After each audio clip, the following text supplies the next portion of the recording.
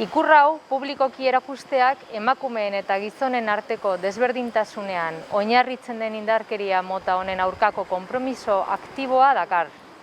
Aurten ere udalak indarkeria matxistarik gabeko gizartea eraikitzeko konpromisoa berretsi nahi du. Sentsibilizazioan, prebentzioan eta eskura dauden baliabide eta zerbitzuen ezagutza errazteko lanean jarraituko dugu. Babes eta defentsa espazioak sortzen jarraitu behar dugu. Eta berriro nabarmendu behar dugu babes sozialak duen garrantzia indarkeria matxistak desagertzearen alde. Pandemiak eragindako konfinamenduak, mugimendu murrizketak eta harreman mugek agerian utzi dituzte indarkeria matxista mota desberdinei aurre egiten ari diren emakumeen egoera oso ahulak.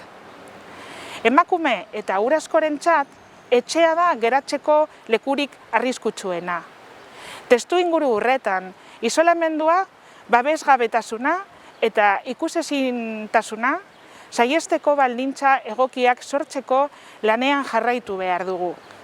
Gizartearen aitorpen eta elkartun osoa merezi dute.